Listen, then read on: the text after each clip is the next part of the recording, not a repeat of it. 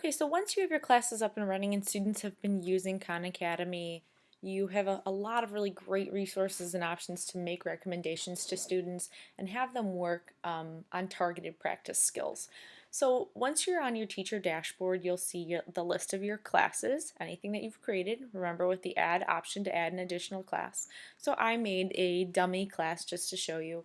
So if I click student progress within whichever class I want to look at, it will give me a breakdown of all of my students along this left-hand side, and it'll show you things that they have been working on and have mastered. So I'm going to go ahead and click the student, and it breaks down the different missions and things that they have been successful in, mastery versus needs practice.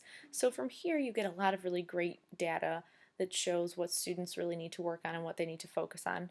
But whether you have things that you want them to work on based off of their mission, pre-test or warm-up, or you have things that you want to make a recommendation to them, you can see the recommendations here, what Khan generates for you, but you could also make a recommendation based off of a random skill search.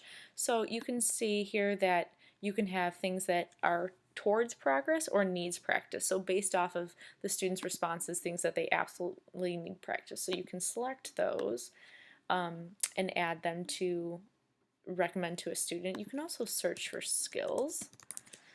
So let's just say I need work on converting fractions to decimals, and they give you examples if you look at the little I here, and they give you examples of what the student would be working on. So you can actually look further and open the skills in a new tab to see a little bit more detail.